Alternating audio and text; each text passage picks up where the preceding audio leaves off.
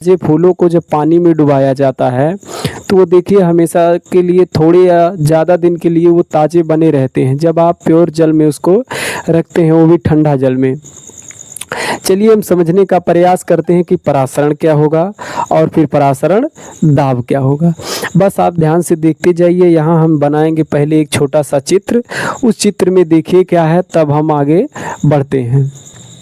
चलिए देखिए लगभग ये चित्र आपका बन ही चुका है। बस आप ध्यान से देखते जाइए कि इधर जो हमको प्रयोग करना है वो लेना है कम सांद्रता, कम सांद्रता, और इधर आपको क्या प्रयोग करना है, अधिक अधिक सांद्रता, अधिक सांद्रता।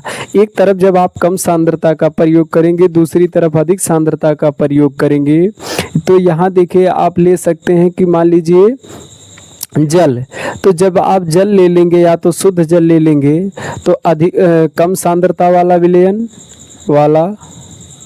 विलयन विलयन, और यहाँ क्या है, अधिक सांद्रता वाला विलयन विलयन। बस आप ध्यान से देखिए कि यहाँ लिखा है कम सांद्रता वाला विलयन और यहाँ लिखा है अधिक सांद्रता वाला विलयन।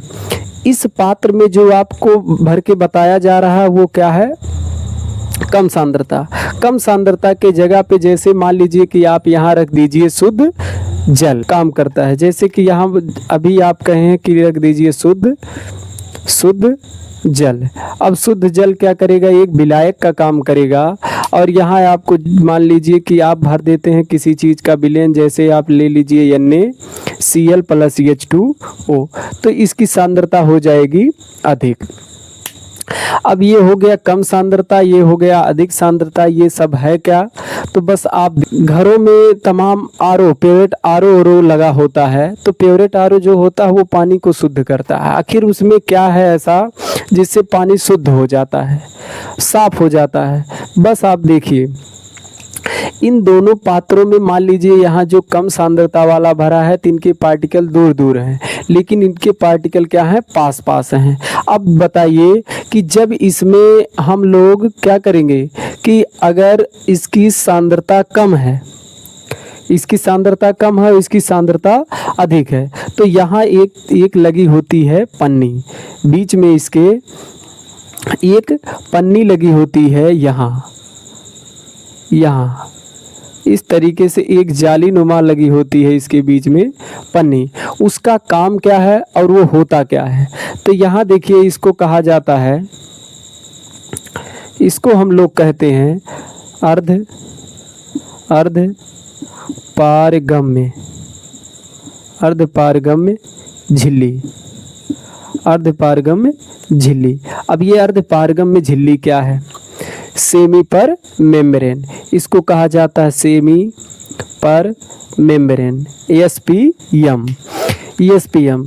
अब इस तरीके से इस पात्र में जो एक बीच में झिल्ली लगी है, इसका काम यही होता है कि ये केवल अपने में से विलायक के अणु को ही जाने देती है, बकिया विलय के कण को रोक लेती है।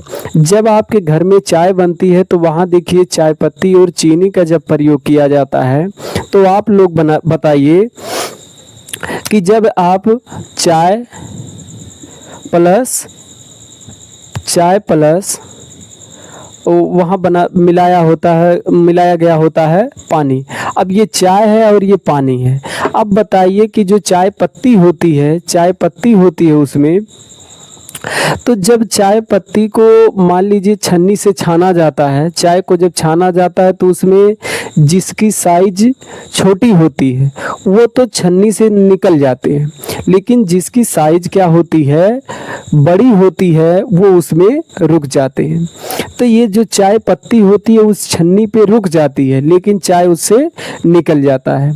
अब देखिए क्या हुआ कि जो विलायक है उसमें वो तो निकल जा रहा है, उसकी साइज क्या है, बहुत छोटी है। लेकिन आपको उस तरीके से नहीं, इसमें देखना है कि जो उसमें से निकल के जा रहा है वो विलायक के कण जा रहे हैं, क्योंकि वो उससे छोटा है। किससे? चाय पत्ती से, तभी तो उसमें से निकल के जा पा रहा है। तो यहाँ जो इस तरीके से जो पन्नी लगाई गई है बीच में, ये पन्नी क्या करती है कि विलायक के कण को ही जाने देती है।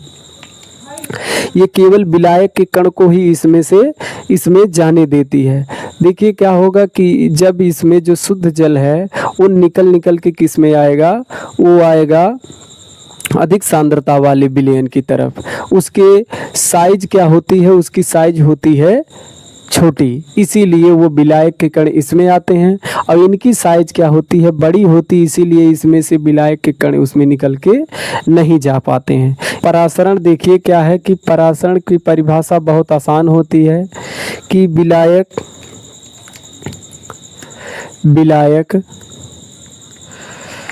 देखिए इसमें परिभाषा हो जाएगी इसकी कि विलायक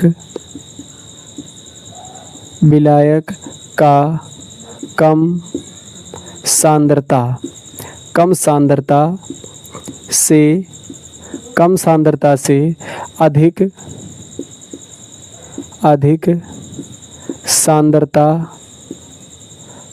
सांद्रता की ओर विलायक का कम सांद्रता से अधिक सांद्रता की ओर अर्धपारगम्य झिल्ली से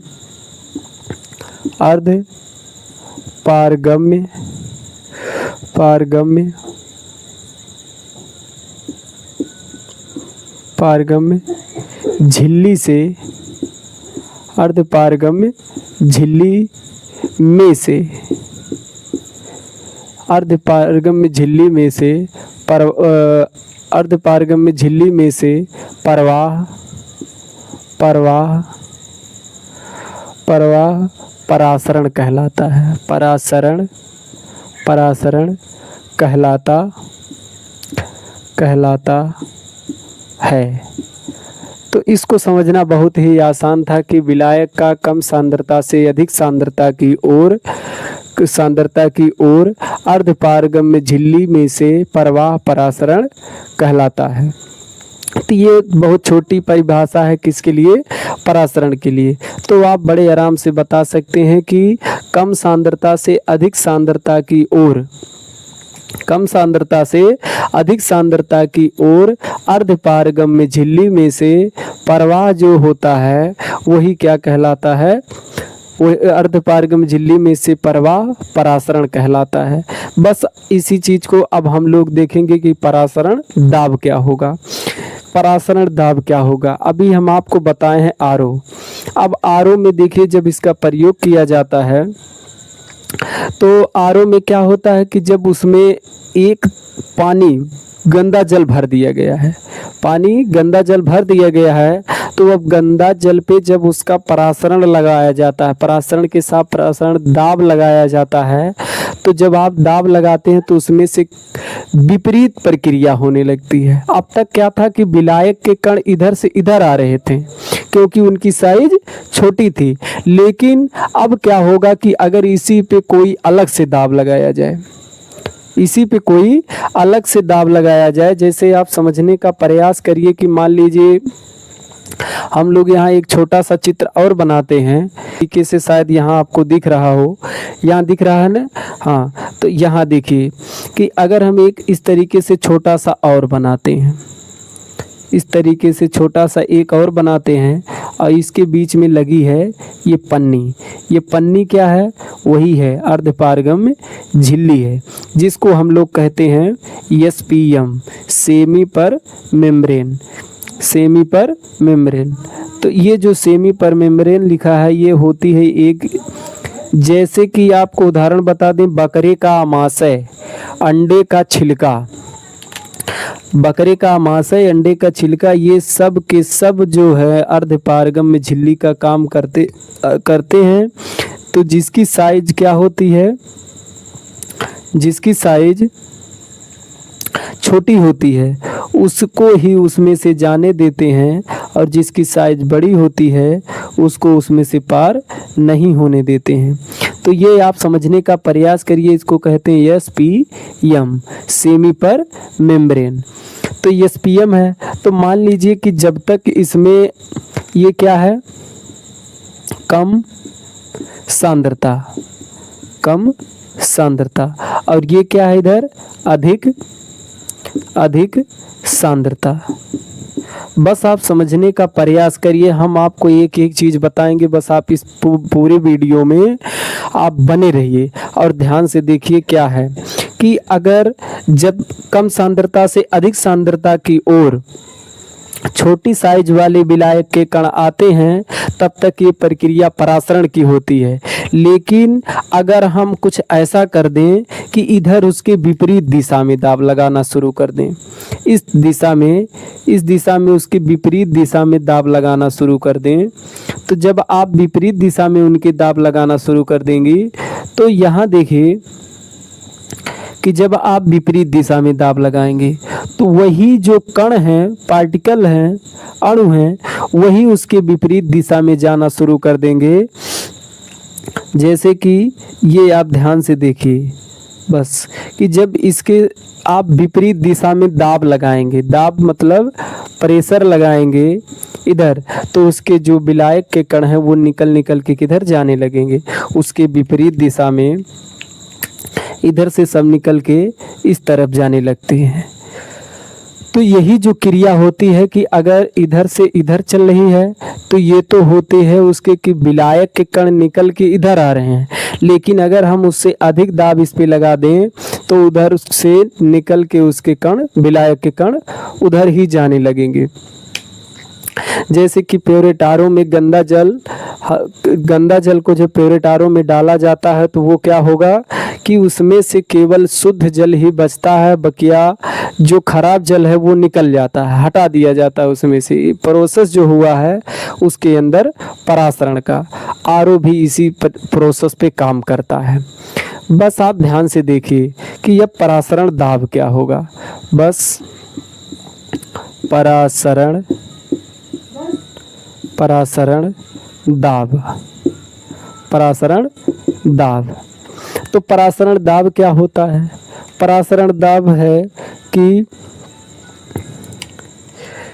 यदि परासरण से अधिक दाब, यदि परासरण के विपरीत दिशा में, परासरण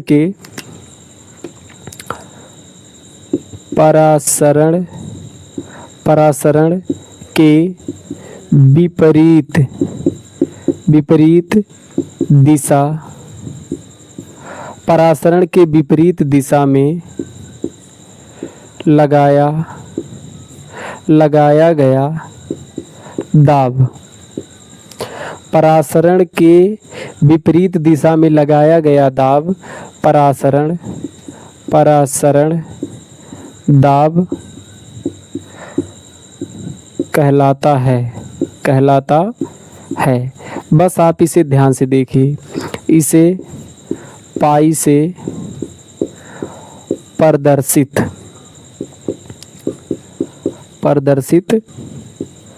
करते हैं। ये दोनों परिभाषाएं बहुत ही हम आपको छोटा करके बता दिए हैं। यहाँ देखिए लिखा है परासरण, विलायक का कम सांद्रता से अधिक सांद्रता की ओर अर्धपारगम्य झिल्ली में से प्रवाह परासरण कहलाता है। परासरण दाब क्या होगा कि अगर उसी में परासरण से अधिक दाब, परासरण के विपरीत दिशा में लगाया गया दाब परासरण दाब कहलाता है। तो जब आप परासरण के विपरीत दिशा में दाब लगाना शुरू कर देंगे तो उसमें से जो विलायक के कण है वो निकल के फिर किस में आने लगेंगे, कम सांद्रता वाले में। तो ये आप समझने का प्रयास करिए कि परिभाषा फिर से कि विलायक का कम सांद्रता वाले से अधिक सांद्रता वाले की ओर अर्धपारगम्य झिल्ली में से जाना जो है परासरण कहलाता है। लेकिन अगर आप उसके विपरीत दिशा में दाब लगाते हैं, विपरीत दिशा में आप प्रेशर लगाते हैं तो उसके निकल के कण विपरीत दिशा में जाने लगते हैं, तो वो हो गया परासरण के विपरीत दिशा में लगाया गया परासरण के विपरीत दिशा में लगाया गया जो दाब होगा वो क्या होगा, परासरण दाब कहलाता है। इसे पाई से प्रदर्शित करते हैं। अब इनका ध्यान से आप कैलकुलेशन देखिए जो क्लास 12 के लिए मोस्ट इम्पॉर्टेंट है और यहीं से सूत्र का निर्माण होता है। इसे आप पाई से, पाई बराबर हम लिखते हैं पी, पाई बराबर पी। अब दोस्तों इसको ध्यान से देखिए कि जब पाई से प्रदर्शित करिए या तो पी से, अब जब पाई से प्रदर्शित करेंगे या तो पी से प्रदर्शित करेंगे तो ये दोनों फार्मूला जो बन के आएगा इसमें वो परीक्षा के लिए आपका मोस्ट इम्पॉर्टेंट है। तो यहाँ देखिए हम लोग एक लिखेंगे फार्मूला पी वी बराबर N R T, P V बराबर एन आर टी। ये जो पी वी बराबर एन आर टी लिखा है ये किसका सूत्र है, ये पी वी बराबर जो एन आर टी लिखा है ये किसका सूत्र है, आप लोग बताइएगा कमेंट करके। इसको कहते हैं आदर्श, आदर्श समीकरण, आदर्श समीकरण। अब ये जो आदर्श समीकरण का सूत्र है वो आया कहाँ से, ये क्लास 12 में आपको बताया जाता है पी वी बराबर एन आर टी। पी क्या है इसमें, पी क्या है, प्रेशर है, दाब है। पी क्या है, प्रेशर है, दाब है। पी प्रेशर है, दाब है। वी जो है इसमें वो आयतन है, आयतन है। और एन जो है वो मोल है, एन जो है वो क्या है, मोल है। और आर इसमें जो है वो है गैस, गैस स्थिरांक, गैस स्थिरांक है। और जो इसमें टी रखा गया है वो तो ताप है। तो पी वी बराबर एन आर टी जो लिखा है दाब गुणे आयतन बराबर मोल गुणे जो है गैस स्थिरांक है और यहाँ ये ताप के लिए। तो ये जो समीकरण लिया गया है वो कौन सा समीकरण है, आदर्श समीकरण है। तो शायद ये चीज़ आपको समझ में आ रहा हो, अगर आ रहा है तो आप प्रॉपर इस वीडियो को देखते रहिए, हर चीज़ हम आपको बताने का प्रयास करेंगे। तो इसको अब हम आगे बढ़ाएंगे।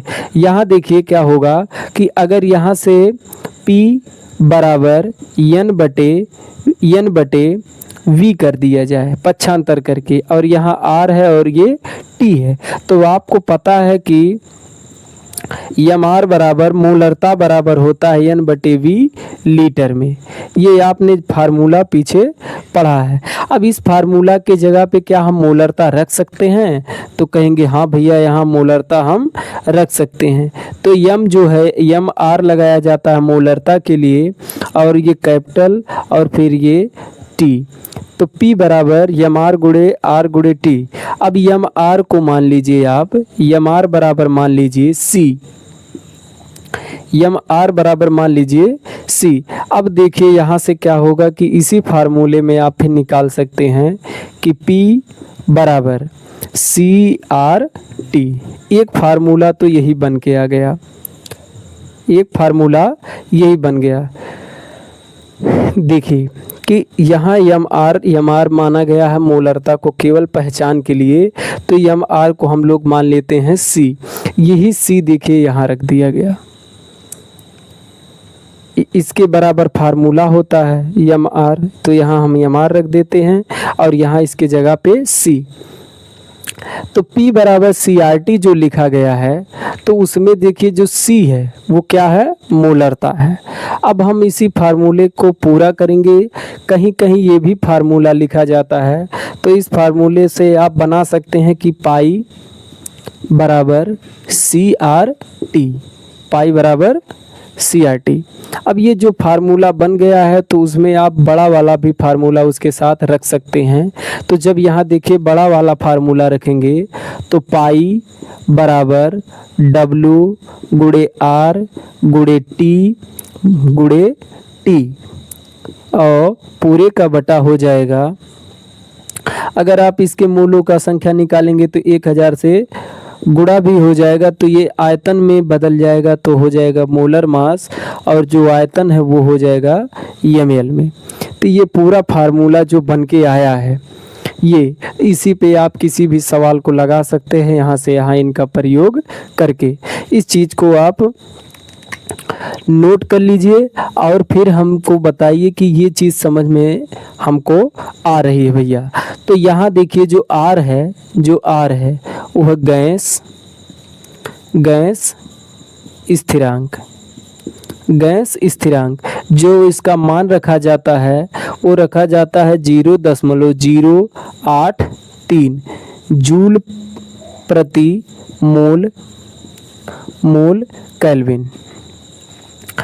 ये जो देखिए इसमें पाई क्या है, परासरण दाब है, डब्ल्यू क्या है, विलेय का भार है, आर क्या है, गैस स्थिरांक जिसका मान आपको रखना है 0.083 जूल प्रति मोल केल्विन में रखा जाता है। टी टेम्परेचर है जो कि आप हमेशा केल्विन 298 केल्विन बना के रखिएगा, बाकी आपको तो पता है कि ये मोलर मास है और ये क्या है, आयतन ml में है। तो चलिए अब हम लोग इसमें देखेंगे कि जो टी का आप प्रयोग करेंगे वो टी हमेशा आप केल्विन में प्रयोग करिएगा। केल्विन टी का प्रयोग आप हमेशा केल्विन में करेंगे, जो जिसका मान 298 केल्विन पे हमेशा आप बना के रखिएगा टेम्परेचर। तो इस फार्मूले में आप एक बार ये वीडियो हमारा पूरा देखिएगा, हर चीज़ हम आपको बताने का प्रयास करे हैं, बस आप ध्यान से समझते जाइए।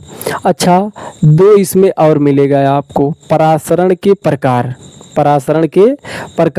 यहाँ आप थोड़ा सा देख लीजिए इसके परासरण के प्रकार में कि अगर कहीं लिखा हो परासरण का प्रकार तो एक आप लिखिएगा अंतः परासरण का मतलब क्या है कि इस तरीके से आप एक छोटा सा पात्र ले लीजिए, छोटा सा पात्र। अब इस जो छोटा सा आप पात्र का प्रयोग किए हैं तो इसमें देखिए क्या होगा कि अगर आप एक पात्र लेते हैं इस तरीके से आप एक पात्र का प्रयोग करते हैं। अब अंतः परासरण कराना है तो मान लीजिए आप बाजार से लाइए एक किशमिश खरीद के,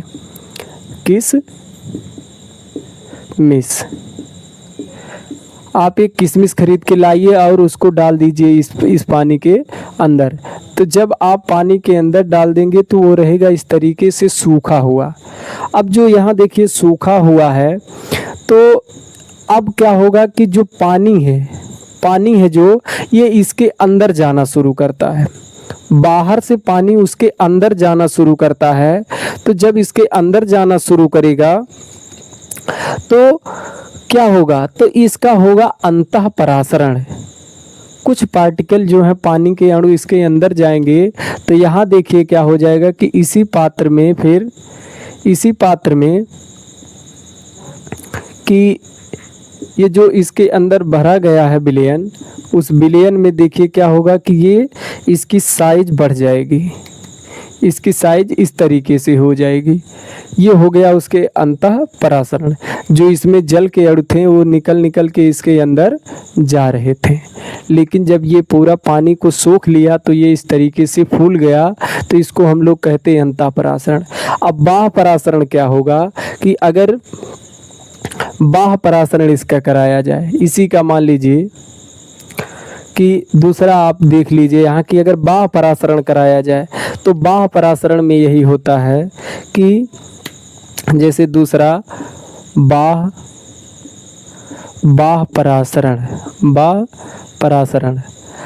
परासरण में क्या होता है कि जैसे बाह्य परासरण में क्या होता है कि मान लीजिए जैसे कोई इस तरीके से पात्र लिया जाए और उस पात्र में मान लीजिए भर दिया गया है कि पानी। तो इसमें आप जब किसी चीज़ को डालेंगे, मान लीजिए वही ये वाला किशमिश है इस तरीके से, तो इसके पार्टिकल निकल के अब बाहर जाएंगे। जैसे इसमें ले लिया जाए चीनी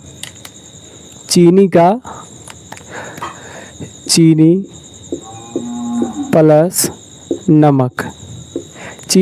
नमक का ले लिया जाए विलयन। तो जब आप चीनी में उसमें मिलाएंगे तो यहाँ ले सकते हैं कि चीनी और नमक का विलयन। अब देखिए क्या होगा कि चीनी में जो चीनी की साइज होती है वो बड़ी होती है, अब इसके अंदर जा नहीं पाएगी क्योंकि इनके साइज बड़े हैं। तो उसमें से क्या होगा कि ये धीरे धीरे क्या होगा कि जो विलायक के कण होंगे उसके अंदर वो निकल निकल के उस जल में आना शुरू कर देंगे। और जब जल में आना शुरू कर देंगे तो ये जब अंदर से बाहर की तरफ कुछ चीज़ें निकलती हैं, तो जब अंदर से बाहर की तरफ निकलती हैं तो उसी पात्र में देखिए फिर क्या होगा, ये धीरे धीरे सूख जाएगा इस तरीके से। इसी विलयन में ये धीरे धीरे सूख जाएगा तो इसका होता है बाह्य परासरण। तो एक प्रक्रिया है अंतः परासरण की, दूसरी प्रक्रिया है बाह्य परासरण की। बस अगर अंदर से बाहर से जल उसके अंदर प्रवेश कर रहा है तो अंतः परासरण है, और फिर उसके अंदर से बाहर हो रहा है तो वो बाह्य परासरण है। तो ये जो किशमिश के टुकड़े हैं, किशमिश के टुकड़े हैं, ये क्या करते हैं, उसे सोख लेते हैं, तो फिर धीरे धीरे वो बन जाता है बाह्य परासरण। तो इस चीज़ को आप पूरा देखिएगा। धन्यवाद।